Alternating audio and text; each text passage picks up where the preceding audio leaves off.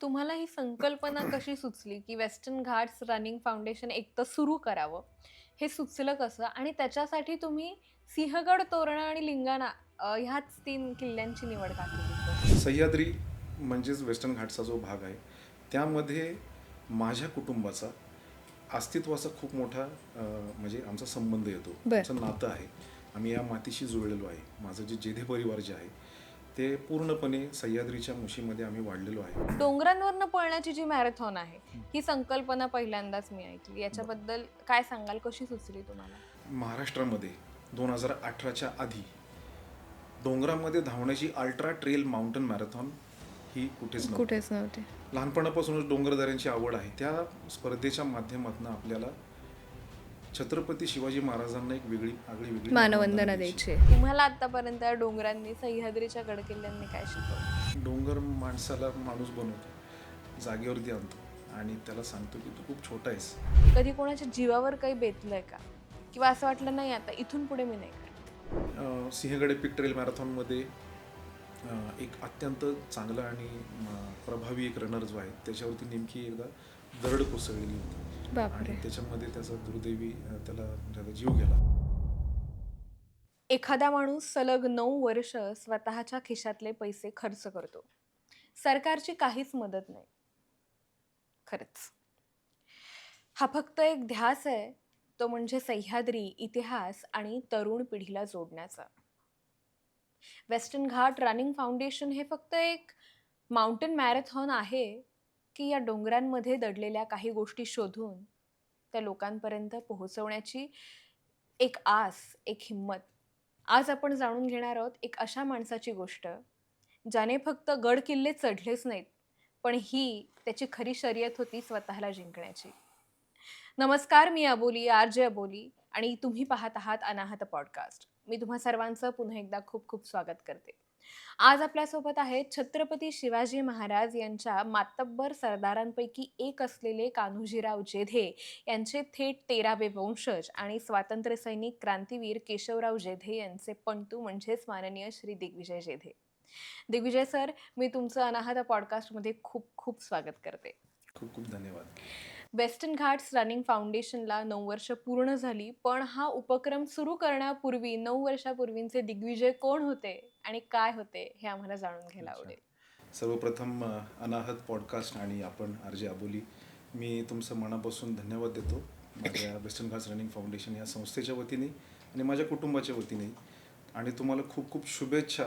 तुम्ही खूप चांगलं काम करताय. धन्यवाद. आगळे वेगळे सब्जेक्ट्स घेऊन, विषय घेऊन तुम्ही तुमच्या व्ह्युअर्सपर्यंत पोहोचण्याचा प्रयत्न करत आहात आणि एक नव्या नव्या विषयांना तुम्ही एक वाचा फोडण्याचा एक चांगला उपक्रम राबवलेला आहे. तुमचा जो प्रश्न आहे की मी 9 वर्षांच्या पूर्वी त्याच्या आधी मी काय करत होतो.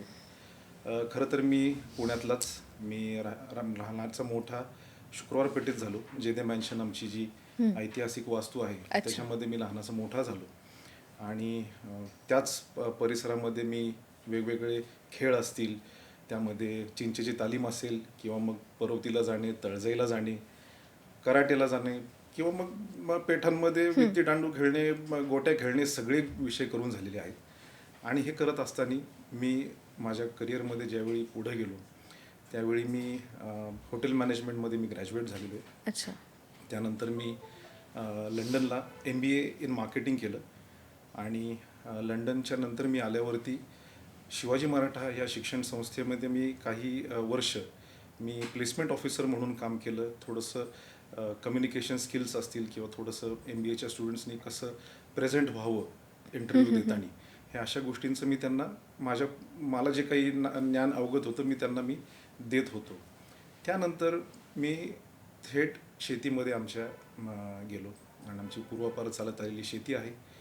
शेतीच्या माध्यमातून मी माझ्या वडिलांच्या सान्निध्यामध्ये आम्ही वेगवेगळे प्रयोग केलेले आहेत आणि शेतकरी कुटुंब हे आमचं मूळ आहे. आणि त्याचबरोबर वेगवेगळे व्यवसाय मी केलेले आहेत, करत आहेत. त्यामध्ये कॅनियॉन सँडल्स नावाची एक कंपनी आहे. त्याचबरोबर काही रिअल इस्टेटमध्ये पण मी थोडंसं काम करतो. आणि एक आता ही जी आजचा जो विषय आहे वेस्टर्न घाट्स रनिंग फाउंडेशन, ही मी एका अशा पैलूला येऊन पोचलेलो आहे की ही वेस्टर्न घाट्स रनिंग फाउंडेशन ही माझ्या आयुष्यातली एक प्रमुख ओळख होऊन बसलेली आहे. तुम्हाला ही संकल्पना कशी सुचली, की वेस्टर्न घाट्स रनिंग फाउंडेशन एकतर सुरू करावं? हे सुचलं कसं? आणि त्याच्यासाठी तुम्ही सिंहगड, तोरणा आणि लिंगाणा ह्याच 3 किल्ल्यांची निवड का केलीत बरं? खरं तर वेस्टर्न घाट्स हा जो मुद्दा आहे हा एक खूप व्यापक विषय आहे. वेस्टर्न घाट्सचा भाग आपल्या पुण्यामधला जो सह्याद्री पुणे जिल्ह्यामध्ये जो सह्याद्रीचा जो भाग येतो पर्वतरांगेचा तो वेस्टर्न घाट्स किंवा पश्चिम हं. घाट आपण म्हणूयात त्याचा एक तो अविभाज्य घटक आहे. सह्याद्री म्हणजेच वेस्टर्न घाटचा जो भाग आहे त्यामध्ये माझ्या कुटुंबाचा अस्तित्वाचा खूप मोठा म्हणजे आमचा संबंध येतो, बरं. आमचं नातं आहे. आम्ही या मातीशी जुळलेलो आहे. माझं जे जेधे परिवार जे आहे ते पूर्णपणे सह्याद्रीच्या मुशीमध्ये आम्ही वाढलेलो आहे. बरं, बरं. माझ्या माहितीनुसार गेल्या 500 वर्षांपेक्षा अधिक आमच्याकडे वंशावळ आहे, नोंदी आहेत की आम्ही ह्या परिसरामध्ये राहत आमचं होतात. वास्तव्य होतं, बरं. जे जेधे परिवाराचं. ते म्हणजे 400 वर्षांपूर्वी छत्रपती शिवाजी शिवाजी महाराज असतील महाराज. किंवा त्यांच्या आधी अ, स्वराज्याचे संकल्पक जे आहेत ते शहाजी शहाजीराजे महाराज. भोसले आहेत. त्यांच्या सान्निध्यामध्ये तर आम्ही होतो, पण त्याही आधीपासून आमच्या ह्या भागामध्ये आमच्या नोंदी आढळल्यात. म्हणजे आधीपासूनच सह्याद्रीच्या कुशीतच तुम्ही वाढलेले आहात. बरोबर. त्या आधी ज्या काही पातशाह्या होत्या म्हणजे मोगलशाही असेल, कुतुबशाही, आदिलशाही आणि निजामशाही ह्या सगळ्या शाह्यांबरोबर आमच्या जेधे परिवाराचा कुठं ना कुठं कधी ना कधी कालखंडामध्ये संबंध आलेला संपर्क आहे. आलाय. त्याचबरोबर मलिक अंबर असेल ह्या सुद्धा व्यक्तीबरोबर आमच्या जेधे परिवाराचा खूप मोठा संबंध आलेला आहे. आणि नंतरच्या काळामध्ये शहाजीराजांच्या बरोबर जशी जवळीक वाढली त्यानंतर आमचा रोल खूप व्यापक ह्या परिसरामध्ये सह्याद्रीच्या मुशीत झालेला आहे. त्यामुळे हे जे वेस्टर्न घाट्स रनिंग फाउंडेशन जे आहे त्याचं मूळच आमचं सह्याद्रीचं आमच्या कुटुंबाच्या नाळीशी जोडलेलं आहे. खरं तर मी तुम्हाला जसं सांगितलं की शहाजीराजांचा जो एक थोडक्यात मी तुम्हाला सांगेल की महाबली शहाजीराजे जे आहेत हं. हे एक फार दूरदृष्टीचं व्यक्तिमत्व बरोबर. अख्ख्या जगालाच माहिती आहे. त्यांचा जर अभ्यास केला तर ते ग्रेट व्यक्तिमत्व आहेत. आणि त्यांनी 3 वेळा त्यांच्या आयुष्यामध्ये स्वराज्य स्थापन करण्याचा खूप मोठा प्रयत्न प्रयत्न केला होता. त्यामध्ये स्वतः लढाई करून त्यांनी विरोध करून त्यांनी मुघलांशी लढा दिला. त्यामध्ये त्यांना अपयश आलं.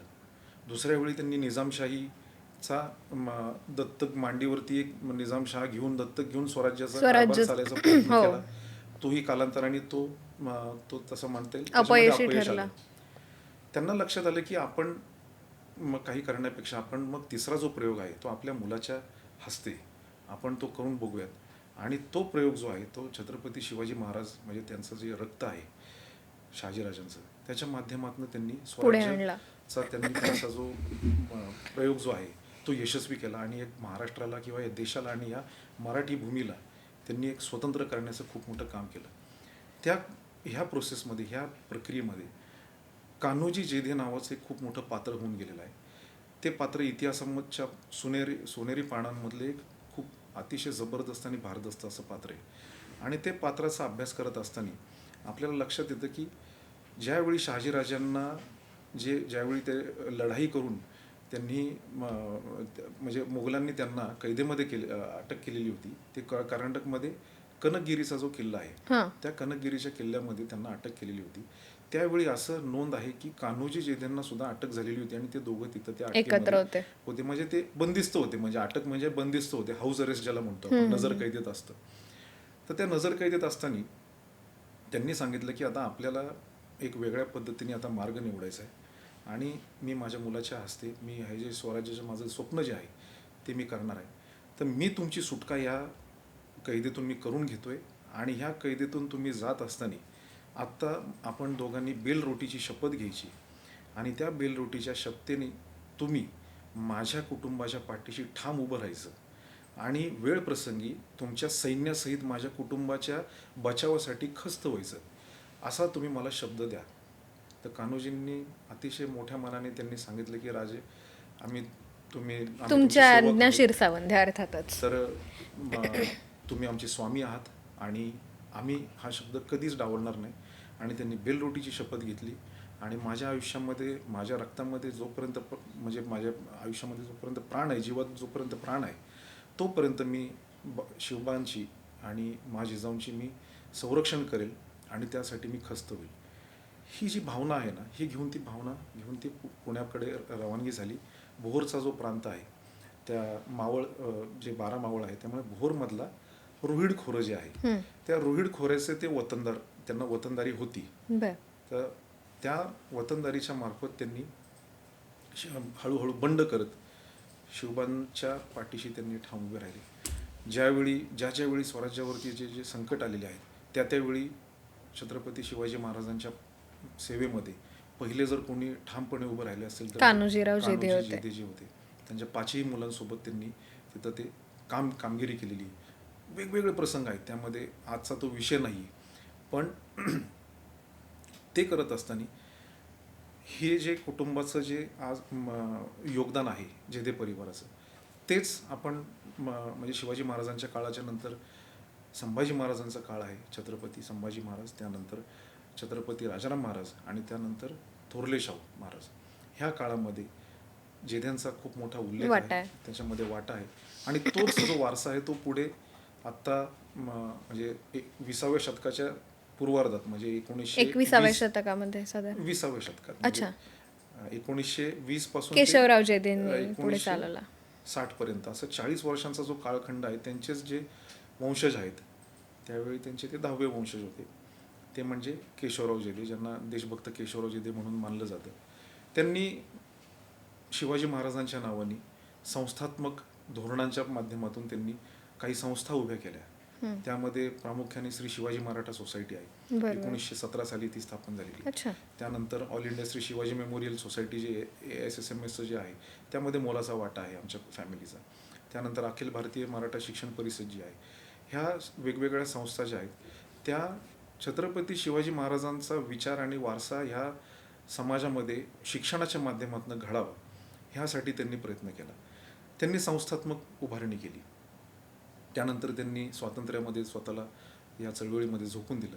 छत्रपती शिवाजी महाराजांचं नाव घेतल्याशिवाय ते क्रांतिकारी घोषणा देतच नव्हते. आणि तुम्ही पण म्हणजे सलग ते आपण असं म्हणू शकतो की सह्याद्रीचं कुशीत असल्यामुळे तुम्ही तेच 3 गड निवडले असं आपण म्हणू शकतो का? हो, म्हणजे मी आता त्याच टप्प्यावरती येतोय की हे जे शिवाजी महाराजांच्या प्रती जी निष्ठा जी आहे, जो शब्द कान्होजीराव जेधेंनी शहाजीराजांना जो दिलेला होता कनकगिरीच्या कैदेमध्ये असताना, की आमचं कुटुंब तुमच्या परिवाराच्या सेवेमध्ये कायम असेल, हीच भावना मी 2018 साली मी तो कायम अभ्यास करायचो. आणि मला वाटलं की आपलं पण कुठंतरी एक कर्तृत्व करण्याचं एक म्हणजे आपलं एक उत्तरदायित्व आहे, शिवकार्य करण्याचं एक उत्तरदायित्व आहे. आणि त्या माध्यमातून एक आगळं वेगळं एक संस्था आपण उभी करून, म्हणजे जसे केशवराव जेधे सुद्धा एक संस्थात्मक उभारणी करत त्यांनी त्यांचं एक वेगळं योगदान दिलेलं आहे, त्याच पद्धतीने आपण शिवाजी महाराजांचं बाबतीमधलं योगदान समाजामध्ये द्यायचं असेल तर एक व्यापक स्वरूपाने, जागतिक लेवलच्या स्वरूपामध्ये आपण सह्याद्रीची जोड आणि पश्चिम घाटाची जोड एकत्रित करून शिवाजी महाराजांना जगाच्या पटलावरती कसं घेऊन जाता येईल, असा ह्या वेस्टर्न घाट रनिंग फाउंडेशनच्या माध्यमातून हा प्रयोग सुरू केला. पण तुम्हाला सुचली कशी? जनरली रस्त्यावरची मॅरेथॉन माहिती असते, रोडवरनं पळण्याची, ग्राउंडवरनं पळण्याची मॅरेथॉन. डोंगरांवरनं पळण्याची जी मॅरेथॉन आहे, ही संकल्पना पहिल्यांदाच मी ऐकली. याच्याबद्दल काय सांगाल? कशी सुचली तुम्हाला? अगदी बरोबर आहे तुमचं. बेसिकली महाराष्ट्रामध्ये 2018च्या आधी डोंगरामध्ये धावण्याची अल्ट्रा ट्रेल माउंटन मॅरेथॉन ही कुठेच नव्हते. त्याच्या मध्ये मग पडायचं जे कारण आहे की मी जसं तुम्हाला मगाशी सांगितलं की मी लहानपणापासून तळजाईला जातोय, पर्वतीला जातोय, गड किल्ल्यांना जातोय. लहानपणापासूनच डोंगरदऱ्यांची आवड आहे. एक कुठेतरी शेतामध्ये काम, म्हणजे शेतीचं जी काही नाळ आहे, त्या गोष्टींमुळं मला माहिती की ह्या गोष्टींमध्ये एक वेगळं ताकद येते माणसाला आणि एक वेगळ्या पद्धतीने तो माणूस परिपक्व पद्धतीने तयार होतो, निसर्गाशी जोडला जातो. आता हे करत असताना आपण जर एक म्हणजे ज्याला म्हणतो ना एक शूरवीर मावळ्यांसारखं एक आगळी वेगळी एक स्पर्धा आपण जर पिक्चराईज करा तुम्ही, की सगळे मावळे गड किल्ल्यांवरती धावतायत आणि कुठली तरी एक वेगळी स्पर्धा चालू आहे आणि त्या स्पर्धेला एक व्यापक स्वरूप आपण द्यायचे आणि त्या स्पर्धेच्या माध्यमातून आपल्याला छत्रपती शिवाजी महाराजांना एक आगळी वेगळी मानवंदना द्यायची आहे. तर मी त्या काळामध्ये 2017च्या या काळामध्ये मी त्यावेळी पाहत होतो की भारतामध्ये कुठे कुठे मॅरेथॉन सुरू आहेत. अच्छा. तर त्यावेळी मला साऊथमध्ये एक मॅरेथॉन सापडली, एक मलनाड अल्ट्रा म्हणून मॅरेथॉन आहे. ती चिकमंगळूरच्या कॉफीचे मळे आहेत, अच्छा. त्या कॉफीच्या मळ्यांमधून ती मॅरेथॉन ऑर्गनाईज केली जाते. म्हणजे कॉफीच्या मळ्यांमधून पळत जायचं. हो, कॉफीच्या मळ्यांमधून पळत जायचं. अशी ती 50 किलोमीटर आणि 100 किलोमीटरची धावण्याची मॅरेथॉन आहे ती. त्यानंतर मी बघितलं की नॉर्थ साईडला हिमाचल प्रदेशमध्ये मनालीमध्ये एक सोलांगची रेस आहे, सोलांग अल्ट्रा म्हणून एक मॅरेथॉन आहे. ती अतिशय अकराळ विकराळ हिमालयाच्या सारखे पर्वत असणाऱ्या ह्या अतिशय टफ हाय अल्टिट्यूडच्या टेरेनमध्ये ही अशा पद्धतीची 50 आणि 100 किलोमीटरची मॅरेथॉन ऑर्गनाईज केली जाते.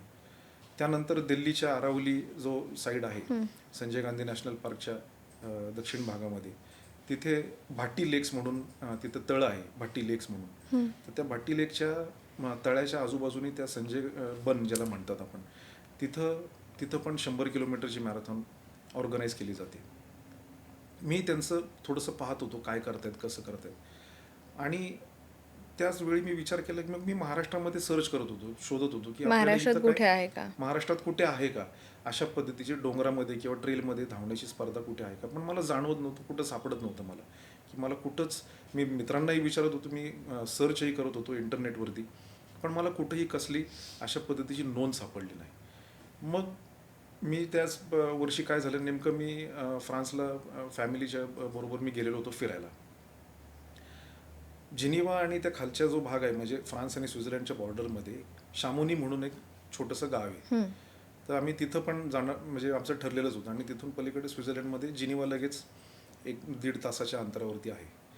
तर ह्या शामोनी हे जे गाव आहे तिथे बेसिकली युरोपमधलं सगळ्यात मोठं जे पर्वत आहे त्याला मॉब लॉ म्हणतो आपण. मॉब लॉ नावाचं एक पेन आहे, त्यांची कंपनी आहे. ते मॉब लॉ जे आहे तर ते तिथं सगळ्यात मोठं शिखर आहे. बरं. आणि त्या मॉब लॉ ह्या शिखराच्या बाजूनी एक UTMB नावाची एक स्पर्धा आयोजित केली जाते, अल्ट्रा ट्रेल मॉब लॉ. तर ही जगातली, जसं आपण म्हणतो ना वारीला कसे असे वारकरी लोक जातात, अच्छा, तशी पंढरीची तिथे लोक जी वारी जी आहे, डोंगर चढायला जातात. तर ते तसे तिथं UTMB ह्या स्पर्धेला जगभरातून 30 ते 35 हजार लोक दरवर्षी जातात. वेगवेगळे श्रेणी आहेत, डिस्टन्स कॅटेगरीज आहेत. 50 किलोमीटर, 100 किलोमीटर, 100 मैल, 350 किलोमीटर, असे 4-5 वेगवेगळे डिस्टन्सेस आहेत. आणि एक आठवडा कंटिन्युअस तिथं सलग एक आठवडा त्या अख्ख्या गावामध्ये ना धावण्याचं. म्हणजे एक व्यक्ती सतत एक आठवडा पार्टिसिपेट करतो तिथे? नाही, वेगवेगळे अंतर आहेत ते. असं वेगवेगळे लोक जसं जसं आपली कपॅसिटी असेल तसं तसं त्या पद्धतीने ते तिथं एंट्री घेतात आणि ते धावतात त्या स्पर्धेमध्ये. तर त्यावेळी मी ते पाहिलं जवळून की हे काय नेमकं चाललेलं आहे. म्हणजे मी काय भाग घेतलेला नाही त्यावेळी, पण मी बघत होतो नेमकं हे जवळून काय करतात. आणि अशा पद्धतीची इतकी सुंदर पद्धतीची संस्कृती की हा एक वेगळ्या प्रकारचा मर्दानी खेळच आहे तो, शौर्याचा खेळच आहे तो. म्हणजे धाडसी, इतकं पळायचं म्हटल्यावर तेवढं जिगर हवी तुमच्यामध्ये. अगदी ते साधी माणसं नव्हतीच ती, अशी रेग्युलर चांगले पिळदार शरीर आणि अतिशय जबरदस्त असे भारदस्त व्यक्तिमत्व असणारी ही सगळी माणसं युरोपच्या डोंगरांमध्ये वेगवेगळ्या देशांमधून आलेली मी पाहत होतो. मग मी त्या रूटवरती पण जाऊन आलो, ह्या UTMBच्या रूटवरती पण जाऊन आलो. आणि त्यावेळी मला तिथं दिसलं की हे अतिशय जबरदस्त आणि पद्धतीने मॅनेज करतायत. ते नुसतं पळायला सोडलं असं नाही, ते डोंगरांमध्ये त्याचं नियोजन पण अतिशय चोख आणि एकदम नियोजनबद्ध पद्धतीने त्याचं सिस्टमॅटिकली त्यांचं नियोजन केलेलं आहे. म्हणजे रूट मार्किंग असेल किंवा मग तिथे व्हॉलेंटियर्स असतील, तिथे चिअरिंग करणारे असतील, मग तिथं जे चेक पॉईंट्स होते त्या चेक पॉईंट्सला तिथं 8 स्टेशन्स असतात. मग ते 8 स्टेशनवरती काय काय तिथं खायला देतात त्या रनर्सला ते मी पाहत होतो. म्हणजे हे सगळं आगळं वेगळं स्वरूप त्या अख्ख्या त्या स्पर्धेला तिथं ते मला जाणवलं. कोणी असा तिथं थकलेला माणूस मला दिसलाच नाही की बाबा म्हणतो ना डोंगर चढून माणूस असा फार म्हणजे संपून जाऊ शकतो. पण तिथे नाही दिसलं कोणी तसं, कारण की ते वातावरण इतकं जबरदस्त तयार झालेलं होतं. तिथं सपोर्ट सिस्टीम इतकी छान होती की तो सहज जात होता त्याच्यातून. आणि ह्याच्यातून काय झालं की ती संस्कृती मला तिथं दिसली की अशा पद्धतीची एक संस्कृती जगामध्ये अस्तित्वात आहे. त्या खेळाचं नाव मला तिथं लक्षात आलं की हे या खेळाला म्हणतात ट्रेल रनिंग. ट्रेल रनिंग म्हणजे डोंगरावरनं जे पळतात त्याला ट्रेल रनिंग असं हो. म्हणतात. ट्रेल म्हणजे काय? ट्रेल म्हणजे पायवाट. बर. म्हणजे रोड म्हणजे आपला जो सिमेंट आणि तो टारचा साधा जो रोड रस्ता. असतो तो आपला रेग्युलर बेसिकली रोड रनिंग ज्याला म्हणजे रोड रनिंग वरती आपण बघतोच वेगवेगळ्या टाईपचे असतात. त्याचबरोबर स्टेडियम वरती ट्रॅक्स असतात त्याचे ट्रॅक रनिंग असतात. तसं हे ट्रेल रनिंग तर हे डोंगरावर ट्रेल रनिंग. पळायचं. ह्या कच्च्या पायवाटा तिथं तुम्हाला मुलायम काहीच नसतं, सपाटीकरण काहीच नसतं. जसा दगड धोंडा आला, जसं मुळं आली झाडांची, जसं काटे आले, कुठे आले, पाणी आलं, काही आलं, वेली आल्या, पालापाचोळा आला, ते तुडवून तुम्हाला पुढे ते तुम्हाला जायचं तुडून पुढं पळत जायचं. मग ते उतार असतील किंवा किंवा मग ते चढ खूप असेल. मोठा चढ असेल. तर ह्या अनपेव्ड रस्त्याला अनमेड म्हणजे एकदम नॅचरल जे त्याला म्हणतो आपण त्या वाटेला आपण ट्रेल म्हणतो. आपल्या सह्याद्रीच्या एकदम साध्या भाषेत म्हटलं तर ह्याला गुरांची वाट म्हणू आपण किंवा मग जुनी प्राचीन वाट म्हणू पायवाट, आपण, प्राचीन पायवाट वाट. म्हणू आपण. हे अशा पद्धतीचे नावं आहेत पण त्याला इंटरनॅशनली ट्रेल रनिंग म्हणजे म्हणतात. तिथून तुम्हाला प्रेरणा मिळाली की जर ती लोक फ्रान्समध्ये एवढ्या मोठ्या डोंगरावर धावू शकतात तर आपण इथे का चालू करू नये, थोडक्यात असं म्हणूयात आपण. बरोबर. आणि जेव्हा तुम्ही हे चालू केलं तेव्हा अर्थातच आपल्या इथे गडकिल्ल्यांवर चढणारी भरपूर ट्रेकर्सचा मोठा समुदाय आपल्याकडे आहे. तर सुरुवातीला जेव्हा ही संकल्पना डोक्यामध्ये तुमच्या आली तेव्हा एक तर घरच्यांची काय रिॲक्शन होती आणि ट्रेकर्सच्या ह्या समुदायामधनं तुम्हाला तेवढा सपोर्ट मिळाला का? आता पुणे आपण जर भौगोलिकरित्या जर पाहिलं तर पुणे इतकं सुंदर शहर आहे, जागतिक शहर आहे पुणे. बरोबर. नुसतं भारतीय किंवा महाराष्ट्राचं बरोबर. शहर नाहीये, हे एक पृथ्वी तलावरचं एक जागतिक शहर आहे. आणि पुण्याला आपण पाहिलं तर सगळ्या बाजूनी मोठमोठ्या सह्याद्रीची पर्वतरांगेने तटबंदी आहे, तटबंदी छान. आहे. आणि त्या तटबंदीतून नैसर्गिक पाणी आलेले खूप म्हणजे पावसाळा तर पाहतोच आपण किती सुंदर आहे. आणि त्या ह्याच्यातून जे तयार झालेल्या ज्या पाऊल वाटा ज्या आहेत अतिशय सुंदर आहेत. त्याचबरोबर पुण्याच्या शहराच्या मध्यभागी आपल्याला तळजाई टेकडी आहे, हो. त्याचबरोबर बाणेरची टेकडी आहे, पाषाणची टेकडी आहे, ARAIची म्हणजे वेताळ टेकडी आहे, वेताळ टेकडी. चतुर्शृंगीची टेकडी आहे. अशा अनेक टेकड्या आहेत ज्या टेकड्यांवरती आपण बघितलं तर रोज सकाळी हमखास शेकडो हजारो लोक तिथं चालला वॉकला जातात, ट्रेकला जातात, वॉकला जातात. त्याशिवाय लोकांचा पुणेकरांचा दिवस सुरू होत नाही. बरोबर. तर अशा पुण्यामध्ये अशा पद्धतीची मॅरेथॉन एका 34-35 वर्षाच्या मुलांनी युवकांनी सुरू करणं म्हणजे एक धाडसी पाऊलच म्हणावं. आणि एकत्र 3 किल्ले चढून ते उतरायचे परत. तर मग ह्या याच्यामध्ये मी काय बघायचो की मी ज्यावेळी सिंहगडला जायचो, मग सिंहगडला वरती जाऊन बघायचो की समोरनं राजगड आणि तोरणा अशी दोन गड सिंहगडाच्या टॉपवरनं दिसतंय. नरवीर तानाजी मालुसरे यांच्या समाधीवरनं दिसतात. ते मी तिथं बसून बघत राहायचो तिथं काय. आणि पाठीमागच्या बाजूला जर कधी व्ह्यू जर पूर्ण क्लिअर असेल, आकाश जर क्लिअर असेल, पूर्णपणे साफ असेल तर आपल्याला लिंगाणा दिसतो. असा एक करंगळीसारखा असा सुळका, एकच सुळका असा वरती आलेला छोटंसं टोक दिसतं आपल्याला, त्याच्यापेक्षा जास्ती दिसत नाही. मग ते मला बघायला लागलो होतो की हे लांबून हे जर आपण हा जो रूट तयार केला आणि ह्या रूटमधून आपण एक आगळी वेगळी मॅरेथॉन तयार केली तर काय. मग मी घरी आलो, मी इंटरनेटवरती सर्च केलं आणि गडावरती तिथं नेट वगैरे नसतं. नॉर्मली तुम्ही इंटरनेट नावाचा प्रकारच नाही गडावरती आणि ते बरं आहे. ते घरी येऊन चेक केलं, मी बघितलं की इथं SRT नावाने काहीतरी दिसते, सिंहगड राजगड तोरणा असं काहीतरी दिसते. मग मला ब्लॉग्स दिसायला लागले नेटवरती. काही जुने ट्रेकर्स जे आहेत, असं जसा उल्लेख केला, नामांकित ट्रेकर्स आहेत की ज्यांनी पूर्वी हे सिंहगड राजगड तोरणा 2 दिवस, 3 दिवस, 4 दिवसांमध्ये असं मुक्काम करत करत केलेले आहेत. त्यांनी छानपैकी त्यांचे अनुभव त्यामध्ये मांडले केले. मी ते वेगवेगळे ब्लॉग्स जे आहेत मी ते कंपाईल केले आणि त्यावेळी मला लक्षात आलं की अनेक पुणेकरांचं हे एक स्वप्न आहे की मी माझ्या आयुष्यामध्ये हे सिंहगड राजगड तोरणा एकत्र एकदा तरी करणं माझं हे स्वप्न आहे. हे असे अनेक ब्लॉग्समधनं मला तिथं दिसलं. म्हणजे हे तिथं सिद्ध झालं की हे ह्यापूर्वी कोणीतरी ही पायवाट घेऊन हा संकल्प पूर्ण केलेला आहे, ट्रेक केलेले आहेत. पण एक सलग एका दमामध्ये नाही करता आला. का तर ते अंतर खूप आहे, चॅलेंजेस खूप आहेत आणि कदाचित त्यांना ते करायचं नसेल. थर्डली त्यांना त्याचा आनंद घ्यायचा असेल त्या ट्रेकचा जो आहे हळूहळू. त्याच्यामधून काय आहे ना, त्याच्यामध्ये मेन म्हणजे कसं आहे की त्याच्यामध्ये इतिहासाची तुम्हाला खूप मोठी सफर मिळते. स्वराज्याची सफर मिळते. छत्रपती शिवाजी महाराजांच्या जिथं पावलं पडलेली आहेत, शूरवीर मावळ्यांनी जिथं पराक्रम गाजवलेला आहे, त्या मातीमधून आपण जाताना जो तो काही अनुभव आणि तो जो थरार जो असतो, तो ह्या सगळ्यांनी त्या ब्लॉग्समधून मांडण्याचा प्रयत्न केला. हीच जी संकल्पना आहे की आपण हा जो रूट आहे, जसं UTMB करतायत तशा पद्धतीने आपण हा अख्खा रूट जर जोडला आणि आपण एक ठराविक टायमिंगमध्ये टाइम बॉन्डमध्ये कम्प्लीट करायचा. कम्प्लीट केला तर ह्याच्यामधनं अशा पद्धतीची स्पर्धा होऊ शकते का. मग मी असं माझ्या मित्रांना विचारायला लागलो. त्यामध्ये ट्रेकर्स आहेत, खूप सारी वेगवेगळी मंडळी आहेत. त्यांनी मला मूर्खात काढलं.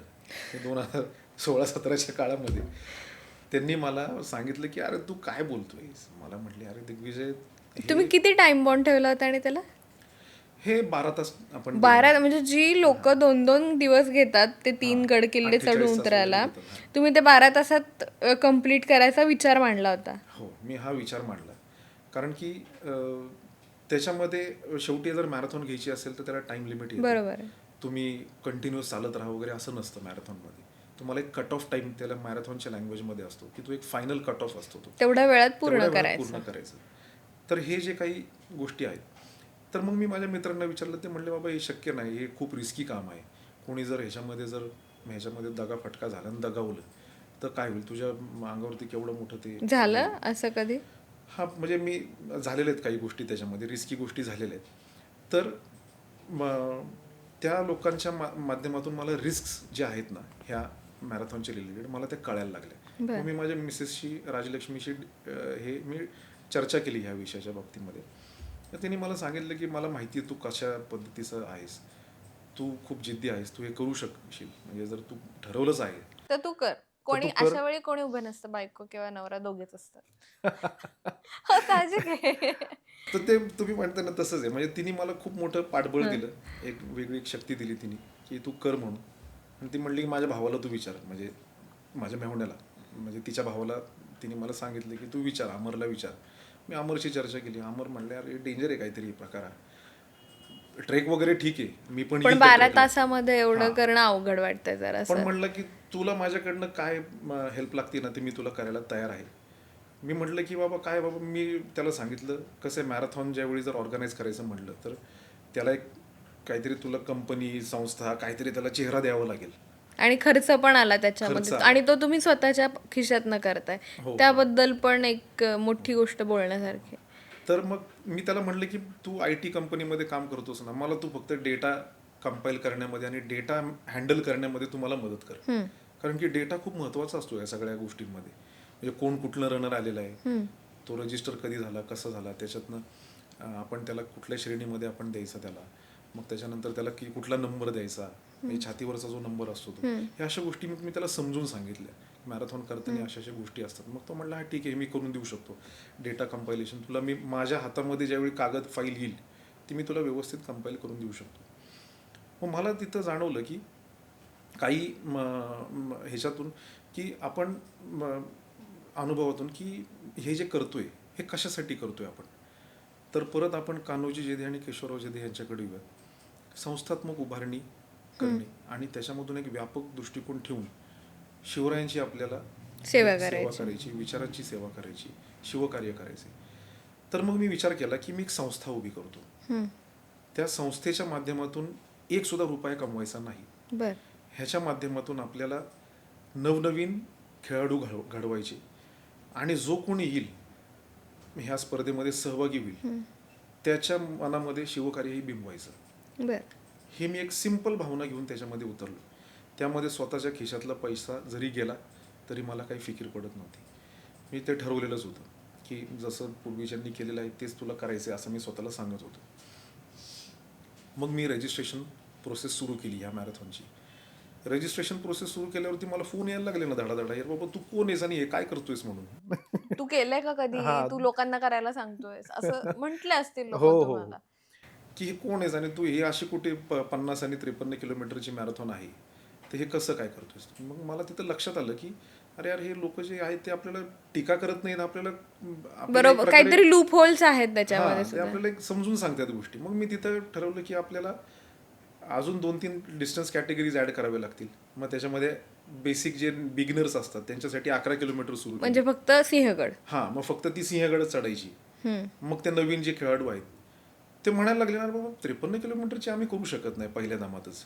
तर ते थोडीशी नवीन कॅटेगरी काढ. मग मी 11 किलोमीटर काढली. मग नंतर 25 किलोमीटर सिंहगड ते राजगड. राजगड. मग त्या जे हाफ मॅरेथॉन जे पळतात त्यांच्यासाठी राजगडची मॅरेथॉन म्हणजे सिंहगड ते राजगड केली. हे सगळं करत असताना मला तिथं लक्षात आलं की मी हे एकटा करू शकत नाही. टीम हवी त्याला खूप कोणीतरी. मोठी टीम लागणार आहे. मग मी त्यावेळी माझे जे काही जीवाभावाचे जे मित्र होते मी त्यांना एक एक करून फोन केला आणि त्यांना सांगितलं तुम्ही मला माझ्यासोबत ह्या शिवकार्यामध्ये तुम्हाला पडायचं आहे. त्यामध्ये मी दुसरा फोन लावला म्हणजे अमरशी बोलणं झालं. अमर तर होताच. त्यावेळी नंतर माझ्या शाळेतला एक मित्र आहे श्रीपाल ओसवाल तोही माझ्यासोबत होता. त्याच्यानंतर मी फोन केला महेश मालुसरे म्हणून आहे. बर ते नरवीर तानाजी मालुसरेंचे वंशज आहेत. बर बर. तर त्यांना सांगितलं महेशराव मी असं हे करतोय तुम्ही माझ्या पाठीशी थांबणार का? ते म्हणले मी तर हाडाचा ट्रेकर आहे मला तर आवडीने मी करेल हे. आणि आमचं पण रक्त तुमचं रक्त आमचं रक्त एकच आहे. एकच आहे. शिवाजी महाराजांचंच रक्त आहे आपल्या शरीरामध्ये. त्यामुळं आपण त्यांचं कार्य पुढं न्यायचं. त्यांना अनुभव ते म्हटले की माझ्याकडं तुम्ही सगळे जेवणाची मॅनेजमेंटची द्या ह्या सगळ्या अच्छा, रनर्सच्या. म्हणजे ह्या सगळ्या आलेल्या लोकांच्या जेवणाची मॅनेजमेंट तुम्ही स्वतः करता. हो हो. बरं, आणि काय काय फॅसिलिटीज देता त्याच्यात तुम्ही? तर ते मग महेशदादांनी आम्ही मग ते डिसाईड केलं काय काय द्यावं. मग महेशदादा म्हणले अरे आपण मावळात करतोय सह्याद्रीच्या कुशीत करतोय तर मग आपण इथलं स्थानिक जेवण दिलं पाहिजे. भाकरी. भाकरी आपली शाकभाजी हां. आमटी आणि भात. म्हणजे कुठला भात? इंद्रायणी. इंद्रायणीचा. तिथलाच भोर वेल्ह्यामधलाच इंद्रायणीचा भात मुळशीतला भात आपण आणून आपण त्यांना तिथं द्यायचा म्हटली. ह्याच्यासारखं मराठमोळं तुमचं eventच जेवणच नाही दुसरं. हां. आरोग्य. आणि सिम्पल फूड द्यायचं एकदम. सकाळी उपमा द्यायचा नाश्त्याला, चहा कॉफी द्यायची. आणि जे जे काही काही चेक पॉईंट्स असतील तिथं आपण आपल्या पद्धतीने छान छान पद्धतीने त्यांना जे काही लागतं ह्या रनर्सला त्यामध्ये मीठ असेल, लिंबू असेल, केळी असतील, सफरचंद असेल, संत्री असतील, खजूर असतील, मग शेंगदाणे, चिप्स, कोको कोला ह्या अशा काही जे इसेन्शियल ज्या गोष्टी आहेत. परत मग इलेक्ट्रोलाइट्स असेल, मग फर्स्ट एड किट असेल, ह्या सगळ्या गोष्टी आपण तिथं त्यांना द्यायच्या. आणि प्रत्येक चेकपोस्ट वरती हे उभे हो, असतात. हो. असं किती चेकपोस्ट आहेत ह्या अख्ख्या ट्रेकमध्ये? तर ह्या अशा ट्रेकमध्ये आपले जवळपास 11-12 चेकपोस्ट आहेत. आणि अच्छा. म्हणजे रिटर्न आले तर मग ते परत ॲड होतात. मग ते म्हणजे आता रूट ठरवलेला आहे तुम्ही याचा, की प्रत्येक गडावर जायला वेगवेगळ्या वाटा असतात? बरोबर तर मग प्रत्येक गडावर जायची ही वाट तुम्ही एक ठेवलाय? एकच सिंगल. अच्छा, म्हणजे तिथे तिथे तुम्ही ते व्हॉलंटियर्स उभे करता. बरोबर. मग आता तुम्ही बरोबर व्हॉलंटियरच्या मुद्द्यावरती आले. व्हॉलंटियर्स हा पाया आहे ह्या अख्ख्या हो, बरोबर. स्पर्धेचा म्हणजे ह्या संस्थेचा. वेस्टर्न घाट्स रनिंग फाउंडेशनचे जे काही सगळे स्वयंसेवक आहेत त्यांना आम्ही टीम WGRF म्हणतो. WGRF शॉर्ट फॉर्म आहे वेस्टर्न घाट रनिंग फाउंडेशन. अच्छा. तर हे जे स्वयंसेवक जे आहेत ते मावळेत सगळे. बर. SRTचे मावळे आम्ही सगळ्यांना असं म्हणता. ते संबोधलं जातं आमचं. तर हे SRTचे मावळे जे आहेत ना आम्ही ज्यावेळी लोकांना कळालं की अशा पद्धतीची स्पर्धा होती तर मग अनेक स्वयंसेवक तिथं उभे राहिले. त्यानंतर मग मी माझ्या मित्रांना विचारलं जसं महेशदादांना जसं विचारलं मालुसरेंना तसं मंदार मतेंना विचारलं. मंदार मते हे नियोजन करण्यामध्ये कमी खर्च म्हणजे बचतीमध्ये खर्च वाचवून अतिशय उत्तम दर्जाचं जर द्यायचं असेल म्हणजे उत्तम दर्जाचं म्हणजे म्हणतोय राजेशाही थाटातलं म्हणतोय बरं कमी. अतिशय त्याला फॅसिलिटीज खूप सगळ्या. छान जबरदस्त फॅसिलिटी द्यायच्या पण कमी खर्चामध्ये पैशांमध्ये. जेमतेम जिथं जेवढं लागते तेवढ्या ह्याच्यामध्ये. तर तिथं मंदार मते आमचे तिथं उभे राहिले ठामपणे. मग हे व्हॉलंटियर्स गोळा करणे त्यामध्ये आमचे मारुती आबा गोळे आहेत. त्यांनी अनेक शेकडो गड किल्ले केलेले आहेत. त्यामुळे त्यांचं खूप सारे मित्रपरिवार आहे. मग ते आम्ही हळूहळू व्हॉलंटियर्स गोळा करायला लागलो. त्यामध्ये मग तुम्ही म्हणले रूट कसा रूट कसा शोधलात तुम्ही? शोधला. मग ते रूट तर आम्ही सेट केलेला होता आधीपासून जी प्राचीन वाट आहे ती. स्वतः आधी हा गड केला 12 हो तासामध्ये? हो हो मी केलेला आहे सगळा अख्खा म्हणजे ट्रेल मी ट्रायल केलेला एरर होता. तुम्ही आधी केलं होतं? ट्रेल मी केलेला होता तो सिंहगड राजगड तोरणा हा ट्रेल केलेला होता. मग त्यामध्ये अजून काय करावं सोप्या पद्धतीने मग त्यासाठी आम्ही मग आमचे अजून 2 मित्र आहेत. मग अनिल पवार आहेत, राजेश सातपुते आहेत. हे असे आम्ही ह्या मित्रांना आम्ही ह्याच्यामध्ये इन्व्हॉल्व केलं. राजेश सातपुतेंकडनं बऱ्यापैकी माउंटनमध्ये कसं कसं नियोजन केलं पाहिजे, रेस्क्यू टीम कुठे असावी, काय असावी, त्या रनर जसं जात असेल पुढे पुढे तर रूट कसा मार्किंग केला पाहिजे, अशा पद्धतीने मग राजेशचं तिथं ट्रेकर, हाडाचा ट्रेकर असल्यामुळं त्याच्याकडनं ते ज्ञान मिळालं. अनिल पवारांकडनं एक खूप मोठी तिथं त्यांची देणगी आली की आपण ही जी स्पर्धा आयोजित करतोय ही स्थानिक आणि लोकल लेवलची नसली पाहिजे. ह्या जगभरात स्पर्धेच्या पोहोचली पाहिजे. माध्यमातून जगभरात कशी पोचावी, तर त्यासाठी आपल्याला शासकीय आणि स्थानिक पाठबळ पाहिजे. शासकीय पाठबळामध्ये मग अनिल पवारांनी सांगितलं की आपण ह्या मॅरेथॉनच्या माध्यमातून वन विभाग, पुरातत्व विभाग, पर्यटन विभाग, पोलीस विभाग, स्थानिक ग्रामपंचायत, पोलीस पाटील, ग्रामस्थ, सगळ्यांना इन्क्लूड करायचं. सगळ्यांना ह्या स्पर्धेचा भाग केला तरच ह्या स्पर्धेला राजाश्रय मिळेल, जी उंची आपल्याला भविष्यामध्ये घेऊन जायची. गाठायची. तर आम्ही हे सगळं डिस्कस करून, हे सगळ्या विषयांवरती चर्चा करून आम्ही ही वेस्टर्न घाट रनिंग फाउंडेशन संस्था आम्ही उभी केली. आणि हे आज जवळपास 9 वर्ष 9 वर्ष तुम्ही झालेली. म्हणालात. हे सिंहगड, राजगड, तोरणा आणि लिंगाणा अशी ही अल्ट्रा ट्रेल मॅरेथॉन महाराष्ट्रातली ही आपण सुरू केलेली आहे. 2018 पासून सुरू केलेली आहे. आणि आजपर्यंत हा प्रवास 9 वर्ष झालेला आहे. ह्या बरोबर आम्ही म्हणजे ही जी स्पर्धा आहे SRT अल्ट्रा, ही जी स्पर्धा आहे छत्रपती शिवाजी महाराजांना आपण समर्पित ती केली. समर्पित केलेली आहे. आणि त्याचबरोबर आपण एक दुसरी मॅरेथॉन सुद्धा एक ऑर्गनाईज करतो, ती आहे सिंहगड एपिक ट्रेल. ते सिंहगड हा वेगवेगळ्या बाजूनी चढायचा उतरायचा आहे. अच्छा. तर ती मॅरेथॉन आपण 11 किलोमीटर, 21 किलोमीटर, 30 किलोमीटर आणि 42 किलोमीटर. किती वाटा आहेत सिंहगडला? सिंहगडला जवळपास 5-6 वाटा आहेत त्या वेगवेगळ्या. आणि आपल्या मॅरेथॉन मध्ये किती वाटांनी आपण 4 चढायचं? वाटा घेतो. एक वाटेने चढायचं, दुसऱ्या वाटेने उतरायचं, तिसऱ्या वाटेने चढायचं, चौथ्या वाटेने उतरायचं आणि 5व्या वाटेने चढायचं. परत त्याच जिथं स्टार्ट केली तिथं अच्छा. यायचं. बर. असं वरनं जर बघितलं तर असं स्टार शेप्ड आहे तो. अच्छा, म्हणजे हे सिंहगडाची फक्त. हा, तर ही सिंहगडाची सिंहगड एपिक ट्रेल म्हणून आहे, ती स्पर्धा आपण आयोजित केली. त्याच्या मागचा हेतू काय की SRT अल्ट्रा ही 11 किलोमीटर, 25 किलोमीटर, 53 किलोमीटर आणि 100 किलोमीटर आहे. हे खूप मोठमोठी अंतर हो. आहे. तर आपण एक शॉर्ट ट्रेल मॅरेथॉन पण घ्यावी. एक लॉंग ट्रेल असावी आणि एक शॉर्ट शॉर्ट ट्रेल. ट्रेल असावी. तर असे 2 मॅरेथॉन घेतले. शॉर्ट ट्रेल मॅरेथॉन म्हणून सिंहगड एपिक ट्रेल, ज्यामध्ये खूप मोठ्या प्रमाणात युवक जास्ती येतात आणि तेच युवक मोठ्या डिस्टन्स जायसाठी मग ते पुढे SRTला येतात. सिंहगड एपिक ट्रेल जी आहे, जसं SRT छत्रपती शिवाजी महाराजांना डेडिकेटेड आहे, तसंच सिंहगड एपिक ट्रेल ही मॅरेथॉन ही ज्या मावळ्यांनी ह्या स्वराज्यामध्ये आपल्या प्राणांची आहुती दिली, मग त्यामध्ये कान्होजी जेधे असतील, तानाजी मालुसरे, मालुसरे, असे अनेक शेकडो हजारो मावळे आहेत ज्यांनी आपल्या प्राणांची आहुती दिली, ही त्यांना समर्पित आहे. बर. त्यामुळं SRT शिवाजी महाराज आणि सिंहगड एपिक ट्रेल ही मावळ्यांसाठी. हे असे मस्त. 2 आहेत. आणि आता तुम्ही आता गेली 9 वर्ष करताय. 9 वर्ष करत असताना काही चढ उतार येतात. असा एखादा कुठला SRT मध्ये क्षण आला का की तुम्ही घाबरून गेलात, नाही आता ही सिच्युएशन अशी आलेली आहे, तर आता मी पुढे करू काय? किंवा खरं तर खूप मोठ्या जंगलांमधून, अंधारांमधून, झाडी झुडपांमधून जाण्याचा हा प्रवास आहे. कधी कोणाच्या जीवावर काही बेतलंय का? किंवा असं वाटलं नाही आता इथून पुढे मी नाही करणार? अगदीच अनेक असे खूप सारे प्रसंग येऊन गेलेले आहेत की सिंहगड, राजगड, तोरणा ही जी खूप मोठं म्हणजे जो मोठा व्यापक रूट आहे, हे अंतर खूप मोठं आहे. हो. आणि त्याचं वैशिष्ट्य एक आहे की हे A to B आहे. म्हणजे मॅरेथॉन आपण रेग्युलर मॅरेथॉन जर बघितली तर रोडवरची, ती A to B आणि परत B to A म्हणजे येते आणि परत A ला संपते. A ला स्टार्ट होते, B ला जाते आणि परत A ला एंड होते. पण सिंहगड, राजगड, तोरणा ही SRT अल्ट्रा जी आहे, हिचं वैशिष्ट्य असं आहे की ती स्टार्ट A ला होते आणि प्रत्येक डिस्टन्स वेगवेगळ्या ठिकाणी संपतं ते. तर म्हणजे आपण म्हणतो परत माघारी यायचं नाही त्या रनरनी, त्यांनी हळू तसं पुढे जात जायचं आणि तिथं त्यांची ती मॅरेथॉन एंड होते. हे करत असताना आपले इतके स्वयंसेवक आपले लागलेले आहेत ह्या सगळ्या स्पर्धा आयोजित करण्याला. भोर, वेल्हा, मुळशी, हवेली, दौंड, पुणे शहर ह्या अशा सगळ्या परिसरातून जवळपास 500 ते 600 व्हॉलेंटियर्स म्हणजे स्वयंसेवक, SRTचे मावळे हे सगळे तिथं तैनात असतात.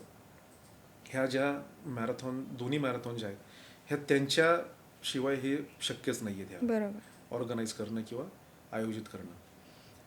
हे सगळं करत असताना आपण सगळ्या जे व्हॉलेंटियर्स आहेत, जे सगळे आपले स्वयंसेवक आहेत, त्यांना आपण सगळे नियम सांगतो, सगळ्या पद्धतीने कसं कसं आपण आयोजित करायचं आहे. सगळं एकदम अतिशय सुंदर आहे. आम्ही आजपर्यंत कोणालाही एकही रुपया दिलेला नाही आहे. भारतातली एकमेव मॅरेथॉन आहे की जिथं 500 ते 600 volunteer free of cost free काम ऑफ कॉस्ट करतात. स्वतःच्या खर्चाने, स्वतःच्या परिश्रमाने तिथं उभे असतात. हे करत असताना अडीअडचणी खूप येतात. कारण की काय होतं, रनर्स हे वेगवेगळ्या टाईपचे रनर्स येतात, अख्ख्या भारतातून येतात. जवळपास भारतातून 25-26 राज्यातून आणि जवळपास 60 शहरांमधून भारतातले रनर्स या मॅरेथॉनला येतात. तर ह्या मॅरेथॉनमध्ये प्रचंड अडीअडचणी असतात.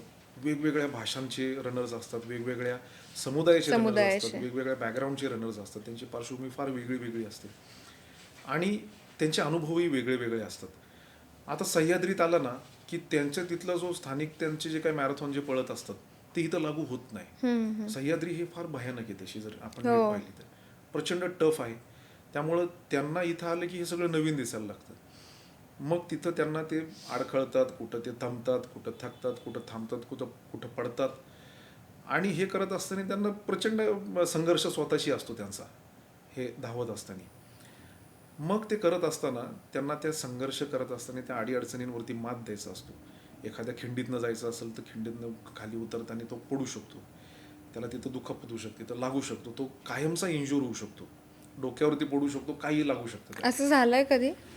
हा झालेलं आहे. सिंहगड एपिक ट्रेल मॅरेथॉनमध्ये एक अत्यंत चांगला आणि प्रभावी एक रनर जो आहे त्याच्यावरती नेमकी एकदा दरड कोसळलेली होती आणि त्याच्यामध्ये त्याचा दुर्दैवी त्याचा जीव गेला. आमच्या मॅरेथॉनमध्ये एक सगळ्यात आजपर्यंतची सगळ्यात वाईट घटना ही घडली आणि आम्ही सगळे प्रचंड दुःखी ह्या घटनेने झालो. परंतु आम्ही त्याच्या प्रती म्हणजे म्हणजे जो रनर जो गेला त्याच्याप्रती आम्ही अत्यंत संवेदनशील पद्धतीने आम्ही ते प्रकरण आम्ही हे केलं. कारण की ती नैसर्गिक आपत्ती होती असल्यामुळे आणि त्याला एक श्रद्धांजली म्हणून आम्ही दुसऱ्या वर्षी आम्ही कुठलेच आमचा इव्हेंट घेतला नाही.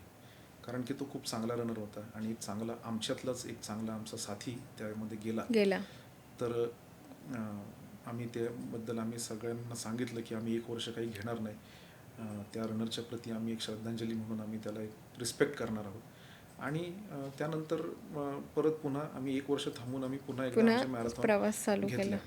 ह्या अशा काही गोष्टी येतात, पण त्याच्यातून आपल्याला मग अजून आम्ही कडक केले आमचे नियम. त्याच्यामध्ये आम्ही त्यांचे एक्सपिरियन्सेस अजून चांगल्या पद्धतीने घ्यायचा प्रयत्न केला, अजून चांगले अनुभवी रनर्स त्याच्यामध्ये उतरवले. हे असं एक लर्निंग फेज आहे. म्हणजे प्रत्येक वेळी आम्हाला खूप नवीन गोष्टी शिकायला मिळाल्या.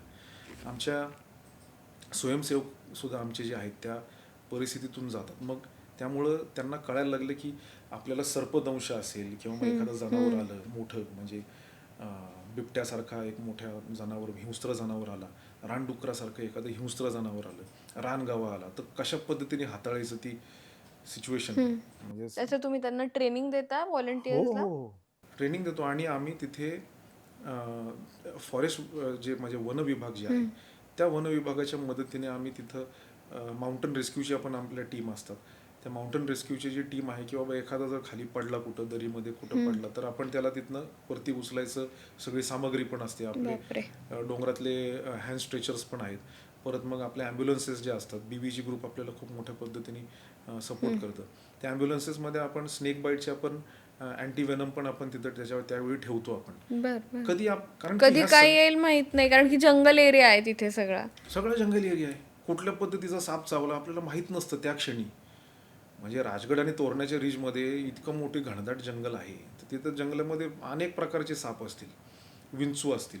काय चावलं, त्याच्यातनं किती दंश मिळाला आहे, त्याच्यातनं किती पॉयझन गेले आपल्याला माहीत नसतं. मग ते तिथले जे स्थानिक व्हॉलंटियर आहेत ना त्यांना आपण सांगितलं पटपट कशा पद्धतीने आपल्याला त्याला नजदीकच्या ॲम्ब्युलन्सपर्यंत कसं पोहोचायचं, फर्स्ट एड जे काही आहे त्याला इमिजिएटली तिथून हॉस्पिटलमध्ये कसं शिफ्ट करायचं, ह्या सगळ्या गोष्टी आपण तिथे त्यांना ट्रेनिंग देतो. आणि आता काय झालं ना, ह्या 8-9 वर्षांच्या अनुभवामुळे आमचे जे स्वयंसेवक आहेत ना हे स्वतःच आयोजक झालेले आहेत. त्यांना इतका अनुभव आलेला आहे. आणि काय होतं ना की ते स्वतःहून स्वतःच्या प्रेरणेने येतात, रात्रभर तिथं थांबतात, रनरची वाट बघतात, त्याला मार्किंग करतात. हा अख्ख्या एक म्हणजे जगभरातून येतात आपल्याकडे, बरोबर ना? जवळपास आजपर्यंत 25 देशातनं, त्याच्यापेक्षा जास्त देशातनं रनर झालेले आहेत. आणि जेव्हा तिकडची लोक इथे येतात तेव्हा त्यांचे काही काय त्यांचं म्हणणं असतं की तुमची आगळीवेगळी संकल्पना आहे, इथला सह्याद्रीचा जो गडकिल्ला आहे ते बघून काय म्हणतात ते? आता बघा, आता जपानचा एखादा रनर आला, म्हणजे थोडक्यात जपानीज एक रनर त्यांनी रजिस्टर केलं, तर त्या वेळी तो ज्यावेळी तिथे तो सिंहगड राजगड तोरणा ज्यावेळी तो गुगलला सहज म्हणून सर्च करतो, तर त्यावेळी त्याला पहिले दिसतात आपले महाराज. छत्रपती शिवाजी महाराज दिसतात. राजगड टाकलं की ते सगळं गुगलवरती सगळी माहिती येते, महाराज तिथं त्यांनी कुठले कुठले लढाया केलेल्या, बरोबर. किती किती त्यांनी वर्ष तिथं त्यांनी त्यांचं अस्तित्व होतं. मग त्यांनी काय होतं की आपलं जे माझं जे हेतू आहे तो पूर्ण तिथे साध्य होतं. तिथं पूर्ण होतो की मला शिवकार्य करायचंय. मग तो जपानचा असू दे किंवा फ्रान्सचा असू दे, कॅनडाचा असू दे, ते जर्मनीचं असू देत. किंवा जर्मनीचा असू दे, किंवा मग दुबईचा असू दे, किंवा मग बँकॉक चा म्हणजे थायलंडचा असू दे, अशा अनेक देशांमधून जे रनर्स येतात, ते ज्यावेळी आपल्या गुगलवरती आपलं सिंहगड राजगड तोरणा लिंगाणा ज्यावेळी टाकतात, त्यावेळी मनाला जे समाधान मिळतं त्याच्यापेक्षा अजून काहीच दुसरं नाही. काहीच नाही. आणि तो येतो आणि त्याला ते दिसायला लागतं की यार बाबा हे खरंच आहे. तिथं काय होतं त्याला, तो ज्यावेळी त्या गडांच्या मधून तो पळायला जातो, त्यावेळी ते गड असे काही आलिशान महल दिसत नाहीत त्याला. त्याला तुटलेलं फुटलेलं तिथं युद्धानी पार म्हणजे रंजित इतिहास त्याला दिसतो. युद्ध हो. झालेलं आहे त्याला कळतं इथं. कारण की तो दगड चांगला नसतो, कोरीव नसतो, तो फुटलेला दगड असतो तो. आणि तो फुटलेला त्याला कळतं की इथं खूप मोठ्या पद्धतीने इतिहासाची साक्ष आहे हे. हे संघर्ष झालेला आहे इथं. इथली जी लोक आहेत, ह्या लोकांनी असं सहज म्हणून ते गड नाही बांधलेले, ते हे संरक्षणासाठी बांधलेले. आणि त्या सगळ्या त्या परिसरातनं, गडाच्या त्या तटबंदीतनं तो जातो, त्याला तो रोमांचच तयार होतो त्याच्या बॉडीमध्ये, की तो एक स्वतःला तो योद्धाच समजायला लागतो. कारण की त्या पद्धतीनेच तो तसा रूट आहे. तर दरवर्षी जगभरातून आणि भारतभरातून या ट्रेकसाठी लोक येतात, किती संख्येनं येतात? SRT अल्ट्रा मॅरेथॉनला दरवर्षी जवळपास आजच्या तारखेला 1200 ते 1500 धावपटू येतात. बर बर. आणि हा आकडा जो आहे हा कालांतराने वाढत गेलेला आहे. पहिल्या वर्षी 200च होते, दुसऱ्या वर्षी 250 होते, तिसऱ्या वर्षी 400 होते, चौथ्या वर्षी 550 होते, असं ते वाढत वाढत जात आम्ही 7व्या वर्षी म्हणजे 2 वर्षांपूर्वी आम्ही 1000च्या पुढं आकडा क्या गाठला. बात. आणि आता दरवर्षी सातत्याने 1200 ते परत 1500, 1,500 जवळ 1,500 एक अंदाजे धावपटू येतात. त्यामध्ये खास करून आत्ताच्या ह्या काळामध्ये मी पाहतोय की जेनझी जे आहेत त्यांचा खूप मोठा सहभाग आहे. समावेश आहे. आणि अत्यंत धमाल करतात ते. ट्रेलवरती आले ना खूप मजा करतात. सर्वच म्हणजे अनुभवी रनर्स जे आहेत त्यांचाही एक वेगळा मूड असतो, नवीन तरुण जे आहेत त्यांचा एक वेगळा मूड असतो. असं ते 1,000-1500, सह्याद्री आपलंसं करून घेतो सगळ्यांना. अगदी बरोबर आहे. त्यामुळे 1,000-1500 लोकांचा हा एक सह्याद्रीचा उत्सवच असतो. आणि मग आता ह्या सगळे गडकिल्ले म्हणजे अर्थातच आपले सगळे मावळे त्याच्यावरती चालले, त्यांनी इतिहास घडवला, लढाया लढल्या आणि त्याच किल्ल्यांवरती आज ही आजची पिढी तुमच्या या संकल्पनेमधून धावतीये, त्यांचा इतिहास बघतीये. तर त्या पिढीमध्ये म्हणजे त्या मावळ्यांमध्ये आणि आजच्या पिढीमध्ये तुम्हाला काही साम्य दिसतं का? अगदी खूप साम्य आहे. कारण की तुम्हाला सांगतो की पहिल्या वर्षीपासून सिंहगड राजगड तोरणा ही जी मॅरेथॉन आहे, ह्या मॅरेथॉनमध्ये कुणीही नवीन माणूस येऊ शकत नाही. इथे जो येतो तो अनुभवी माणूसच घेतो, रुजलेला पाहिजे. रुजलेला पाहिजे. त्याचं एक हाफ मॅरेथॉन किंवा फुल मॅरेथॉन झालीच पाहिजे. त्यामुळे तो एक्सपिरियन्स रनर असतो तो. त्यामुळं तो तिथं रजिस्टर करतो. मग त्याला तिथं वेबसाईटवरती आपले नियम दिसतात सगळे, इथं काय काय त्याला कुठल्या पद्धतीने कसोटीचा त्याचा खेळ आहे, त्या पद्धतीने तो स्वतःला तयार करायला लागतो. तो जसं जसं त्या मॅरेथॉनच्या स्टार्टिंग लाईनला उभा राहूस तोपर्यंत ज्या पद्धतीने ट्रेनिंग घेतो, त्याचं कारण असं आहे की सिंहगड राजगड तोरणा हे 53 किलोमीटर आहे आणि त्याचं जी चढाई आहे ती 2300 मीटरची एलिव्हेशन आहे त्याला. बरं. अरे बापरे. म्हणजे किती झाले, जवळपास 9,500 फूट झाले ते. तर त्याला चढाई चढायचं उतराई उतरायचंय. करायची त्याला ती. मग ते इतकं अवघड जे आहे ना, हे अवघडसाठी त्याला त्याच्या आजूबाजूच्या जिथं जिथं आहे तिथले डोंगर टेकड्यांवरती जाऊन ट्रेनिंग करावी लागते. त्याला बिल्डिंग जर तिथं नसेल तर बिल्डिंग असेल समजा म्हणजे 10 मजली. मॅरेथॉनमध्ये सहभागी होण्याच्या आधी लोक ह्याचं सराव करतात. हो, ट्रेनिंग करावीच लागेल ना. तो तिथं तिथं 5च किलोमीटरमध्ये त्याचा रेस संपून जाईल ना त्याची. तो 50 किलोमीटर पळूच शकणार नाही. आणि असं होतं की काही काही लोक दिलेल्या वेळात नाही संपवू शकत. हो, ते अनेक वेळा होतं की खूप सारे कंडिशन्स असतात. त्या दिवशीचं तापमान असतं, त्यावेळेस त्या दिवशीचं हवामान असतं. हे तिथनं सुरुवात होतं सगळे खेळ. सकाळी 6 वाजता किती टेम्परेचर आहे, 10 वाजता किती टेम्परेचर आहे, इथून सगळं सुरुवात होती. पाणी व्यवस्थित वेळेवरती आयोजक देतोय का नाही. त्याच्यावर आहे. मी तिथे पळत असताना त्या रूटवरती मला तिथे ज्यांनी आयोजकांनी लिहिलेले तसं सपोर्ट मिळतोय का नाही आणि त्यांनी केलेली तयारी. म्हणजे तो त्याच्या घरी जर त्याला डोंगर नसेल त्याच्या घराच्या जवळ, तर त्याची जी काही बिल्डिंग असेल तिथे किंवा आजूबाजूची बिल्डिंग असेल तिथं त्यांनी बिल्डिंग 20-25 वेळा वर खाली करायची. अरे बापरे. तर त्याला एलिव्हेशनची ट्रेनिंग होईल तिथे. चढायची उतरायची ट्रेनिंग झाल्याशिवाय तो तिथं तुम्ही गडावर येऊ नाहीच करू शकत. शकत. आणि आत्तापर्यंत तुम्ही सांगितलं की बऱ्याच वयोगटामधली मुलं असतात. सगळ्यात लहान वयाचं असं कोणी आलं होतं का? किती नाही, होतं? आपण 18 ते 65 आपलं ते आहे. आपण अच्छा. 18च्या खाली कोणालाच घेत नाही. कोणाला घेत नाही. कारण की ही ॲडल्ट्स किंवा प्रौढांसाठीच ही मॅरेथॉन आहे. त्याचं कारण असं आहे की त्याच्यामध्ये रिस्क खूप खूप इन्व्हॉल्ड आहे. लहान मुलांना त्याचा एक्सपिरियन्स फार कमी असतो. बरोबर आहे. आणि 18च्या पुढेच मॅरेथॉन ज्या असतात त्या नॉर्मली घेतल्या जातात. तर त्या मॅरेथॉनमधून एक्सपिरियन्स आलेला आपण आपल्या इथं एलिजिबिलिटी क्रायटेरिया म्हणून तो ठरवला जातो. आता तुम्ही मग अशी ट्रेनिंग घेतली जाते का असं म्हणा. गेले 4-5 वर्ष झाले, आता 9वं एडिशन आहे, तर आपण 4 वर्ष झाली आपण athlete training program SRT ultra ATP athlete training program आपण घेतो. त्यामध्ये पुण्यातील एक नामांकित कोच आहेत, कोच योगेश सानप म्हणून. तर त्यांच्या नेतृत्वामध्ये आपण ह्या सगळे जे काही पार्टिसिपंट्स आहेत त्यांना आपण त्या रजिस्ट्रेशन फीजमध्ये फ्री ट्रेनिंग देतो. म्हणजे त्याच्यामध्ये जास्त त्याच्यापेक्षा पलीकडे आपण त्यांच्याकडनं कुठलंही मानधन घेत नाही. आणि योगेश सानप सारखा एक अनुभवी कोच सुद्धा कुठल्याही पद्धतीचं मानधन घेत नाही. त्यांना जेवढं जमतं ते त्यांचं तिथं नॉलेज देतात. तुम्ही दर आठवड्याला एवढी ट्रेनिंग करा. त्याचबरोबर अजून आपण डायटिशियन घेतो. स्वाती चंद्रशेखर सारखे नामांकित डायटिशियन आहेत. त्यांनी आपण ह्या मॅरेथॉनसाठी तयार होण्यासाठी कुठल्या पद्धतीचा आहार घेतला पाहिजे हे अशा पद्धतीचं आपण त्यांच्याकडनं गायडन्स घेतो. म्हणजे मॉडेलिंगच्या स्पर्धेमध्ये जसं 5 दिवस आधी ग्रूमिंग असतं मॉडेलचं, तसं तुम्ही या मॅरेथॉनसाठी अर्थातच ट्रेकर्सचं पण ग्रूमिंग करता. मॉडेलिंगचं आता म्हणजे अगदी तसंच येते. पण हा पण त्याच्यातलाच एक भाग झाला ना की परीक्षेला बसण्यापूर्वी अभ्यास केला पाहिजे. बरोबर.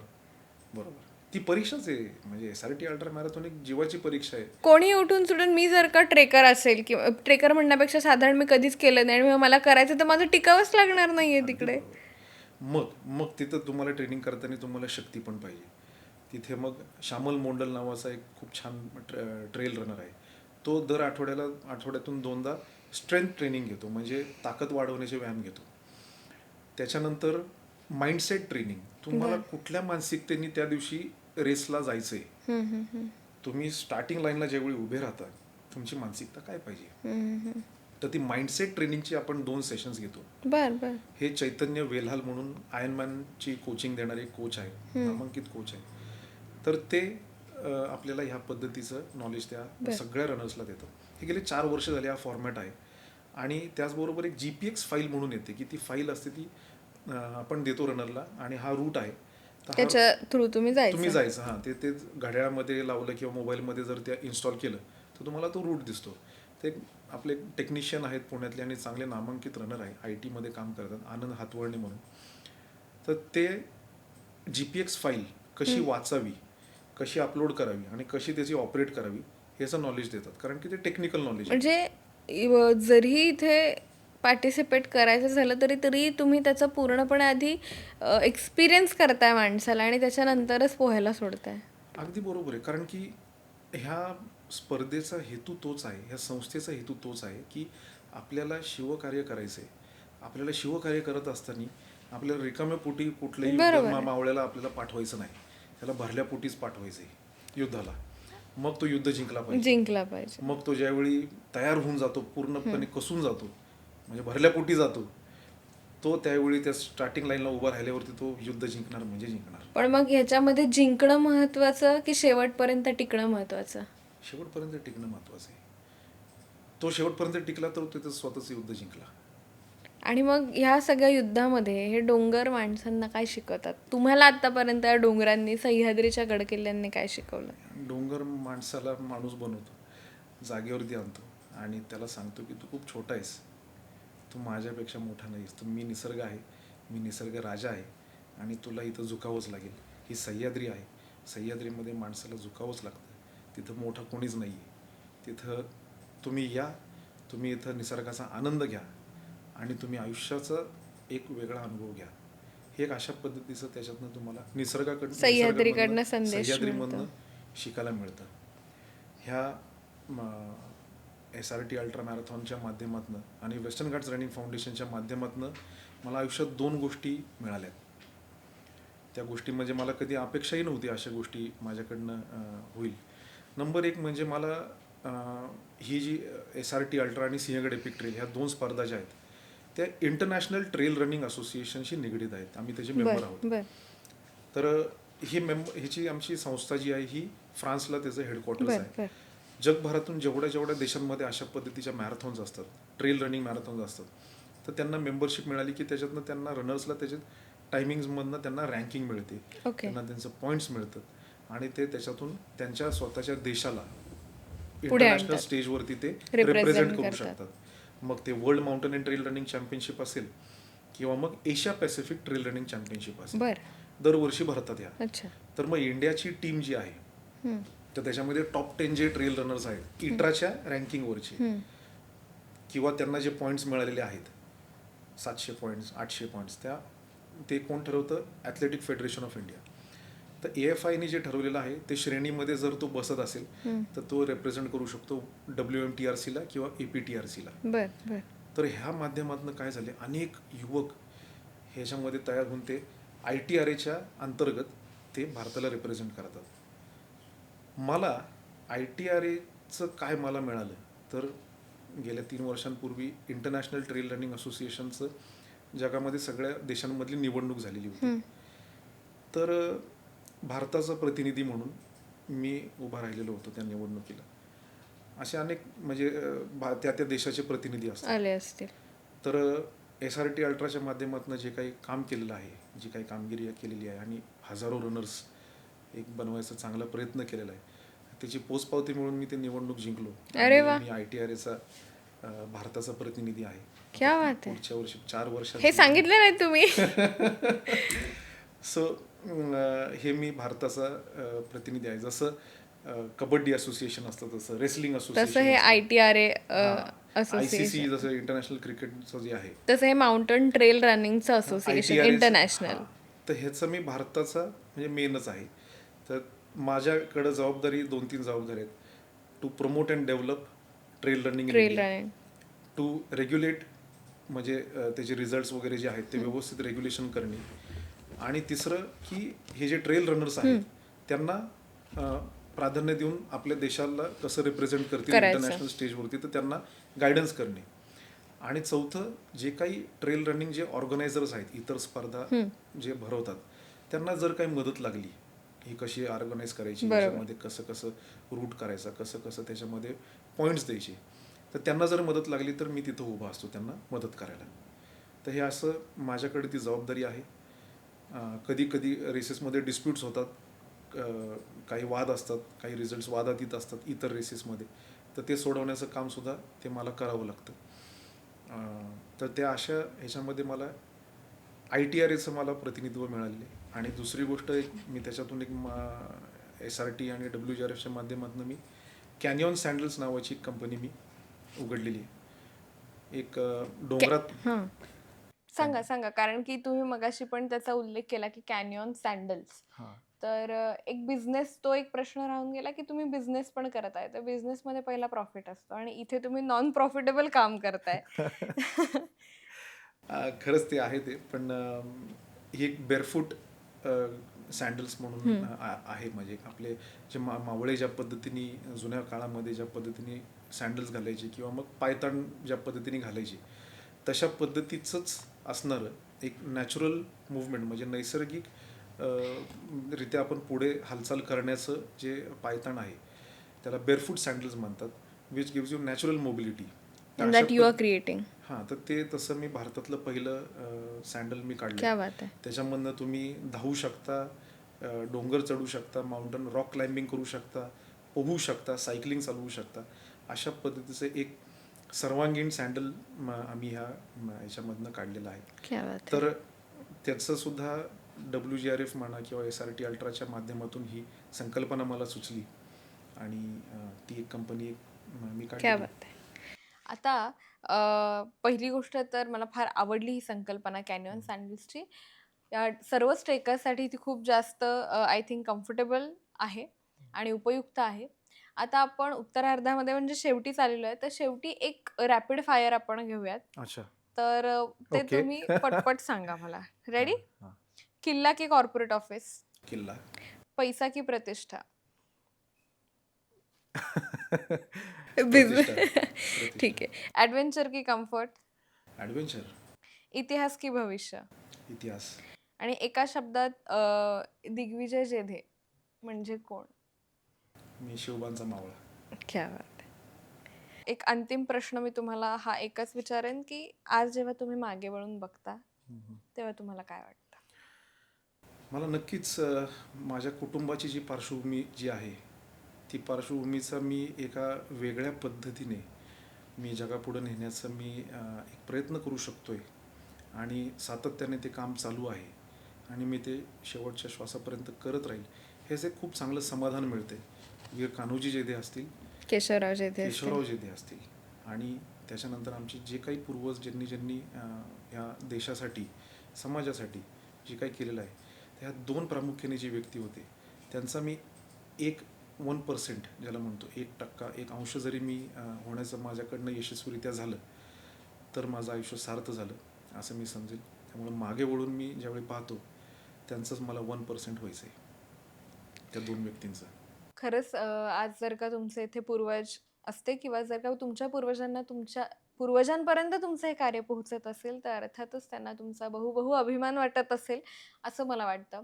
आणि अर्थातच तुम्ही आज इथे आलेला आहात. आज तुमचा हा प्रवास तुम्ही आमच्यासोबत, आमच्या प्रेक्षकांसोबत शेअर केलात. त्याबद्दल मी तुमचे खूप खूप आभार मानते. तुमच्या ह्या कार्याला अनाहता पॉडकास्ट कडून मी खूप खूप शुभेच्छा देते आणि कॅनियॉन सँडलसुद्धा जास्तीत जास्त ट्रेकर्सपर्यंत पोहोचावं, त्याची लिंकसुद्धा मी डिस्क्रिप्शनमध्ये देईल. असंच मी म्हणेन आणि तुम्हाला खूप खूप शुभेच्छा.